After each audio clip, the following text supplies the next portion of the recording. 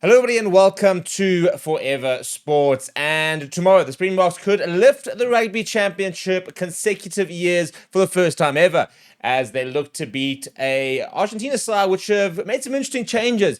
Some big injuries has meant a new halfback pairing and a 6-2 split, trying to counteract the finish that the Boks had last week down in Durban, which was pretty amazing. And to be honest, and the good news is the conditions in England are looking pretty good tomorrow. So hopefully we will see running rugby at Twickenham, and hopefully we will see the Boks putting the kind of performance that we've been seeing recently. And we could, one performance like that is impressive. When you do it back to back, it starts to become a trend. You do it 3 times, for example, all the other teams will have to really look and say, how do we start to counteract this? And all of a sudden, I think you'd basically be throwing a gauntlet down to the likes of a France and the likes of an Ireland at the end of the year to say, listen, this is how we're playing.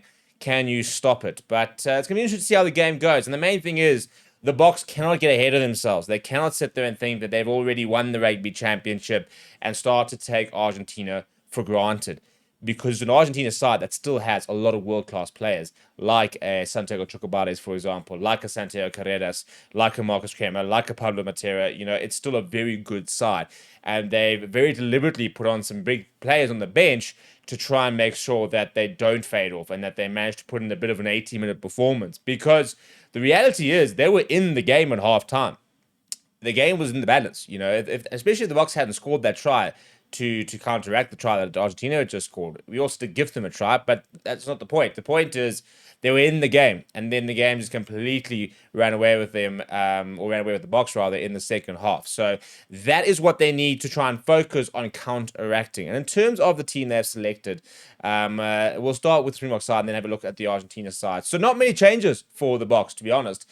Oxenchair, Malcolm Marx, Thomas Toy, Evan Etzebeth, Ruan Nokia, Sir Khaleesi, Peter Jeff Vitoy, Jasper Wiese. The only change in that entire pack is Oxenchair, who was supposed to start last weekend and then had that late niggle, which they said they probably could have played him, but they didn't want to risk him. But he is back and fully fit, which is really positive. So that pack has only gotten better from last week. Bowenfeder dropping out, Oxenchair coming back in. It is a strengthen of the pack there. And we then look at the back line, and no changes.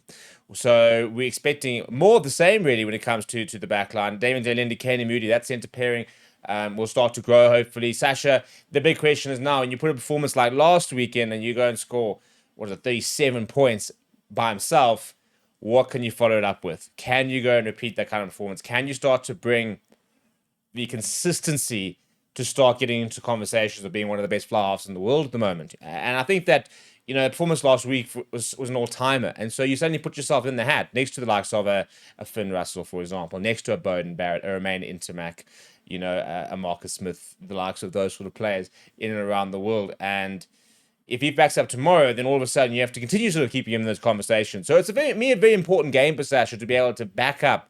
Because the problem is at young players is consistency. That's always where they struggle, to be able to produce those sort of performances week in, week out.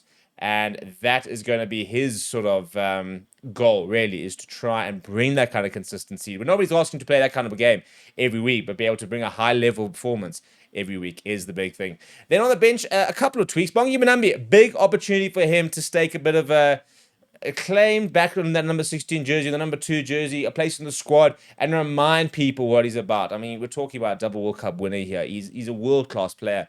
He hasn't been at his best recently, though. He hasn't had as many opportunities to play for the Boks this year as he would have liked. And he will know and be very serious about the fact that he needs to remind people, especially the coaching staff more than anybody else, that he's not going anywhere and that he still has the goods to be able to produce that kind of level of performance. So it's a big opportunity for him. Jannik Vessels in the number 17 jersey, Vilkolo in the 18 jersey. The only other 2 changes in the entire 23 is Grant Williams is fit and comes in at the expense of Morne Vandenberg, and Jesse Creel will get an opportunity off the bench. Maile being backed again as well is a huge reward for the form he showed. And once again, we talk about Sasha having to repeat that. Similarly to Mani, he's now gone 2 good back-to-back games. If he comes on tomorrow and has another good game, then all of a sudden he really starts to elevate his profile. I mean, a month ago, people were talking about the fact it might be a bit of a last gun saloon, which I don't think was ever the case. But that's kind of what some people felt is with regards to looking at But now all of a sudden people are saying, well, maybe he's actually an integral part of this, the way we want to play, and he's a big part of the future of this Boks side. And a big performance tomorrow at Twickenham will go a long way towards adding to that narrative as well. Then in terms of the Argentina side, this is what has happened. So some big players out, and as mentioned, a brand new halfback pairing. So in the front row, it is Michael Vivas, Julian Montoya, and Joel Slavi who will try to contain that Springbok front row. My prediction is that they're not going to be able to. I think Oxen Chair coming in just makes it so much harder to try and contain. But that is that is their job, is to try and make something happen. You then got Guido Petty and Pedro Rubiolo in that second row. It's a good lock pairing. I just don't think they've got the tight five to really match the Boks at the moment. I think that's a massive issue for Argentina. When that tight five starts to really up the ante and play, I think they're world-class players across the rest of the team. I think that's where sometimes they do fall down a little bit. You look at the back row there, Pablo Matera, Mox Kramer, and Santiago Grandona gets an opportunity.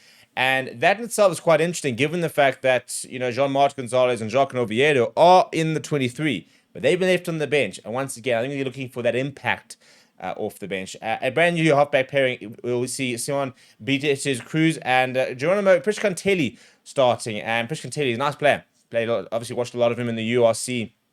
They are going to miss Thomas Albanose, I think. Santo Carreras has done a really good job in his absence, but he's not had to shift to fullback. Priscantelli coming in at 10, big opportunity for him, but a bit of a pressure game, really, I think, to try and come in the back of that performance last week from the Springboks, and to then try and overturn that kind of performance and then try and get Argentina back to where they were against the All Blacks and against Australia and the likes of that, and that has been competitive. So Jean-Cruz Malia has gone to the wing in quite an interesting change, and Bautista Dalgi on the other wing. So those sort of selections are quite interesting because they've obviously done this very deliberately, and I think the big thing that they want is they need a bit more aerial dominance. They need somebody like a Jean-Cruz Malia who can play competitive in the air and can get up and can take it, being a full back. That, I think, is the big thing. They're trying to diffuse those up and unders. They're trying to make sure they can cope with the kicking game. And they've maybe sacrificed a bit of raw pace to bring in players with maybe better skill sets and definitely better aerial threat as well. Second pairing of Chantel Chocobaras and Justo Picardo. I mean, I'm a massive Lucio Cinti fan, so I think they'll miss him. But interesting to see sort of how those two go. Chocobaras is a phenomenal player, wonderful player. And when he's having a good game, he's very difficult to contain. And then Santo Carreras at full back. It'll be interesting to see how often he actually goes to first receiver, which I think will be quite often. And then off the bench for the Argentines, it is Ignacio Ruiz, Boris Wenger, and Marchetti Correa. You then got Franco Molina, and Jean-Martin Gonzalez, Jacques Oviedo, Agustin Moyano, and Rodrigo Isgro coming in that impact start. So I think a big thing for them is to be able to bring on a Jean-Martin Gonzalez, bring on a Jacques Oviedo, probably in about the 45-minute will be my guess, and to let them just have a go and try and really bring up the energy. My score predictions are still Boks by about 15, I think. 15-20 is what I'm hoping to see. What are your score predictions? What are your thoughts? Let me know down in the comments below. Smash a like on the video. Subscribe to the channel as well. Thank you very much for watching. My name is Steve, and I'll chat to you soon.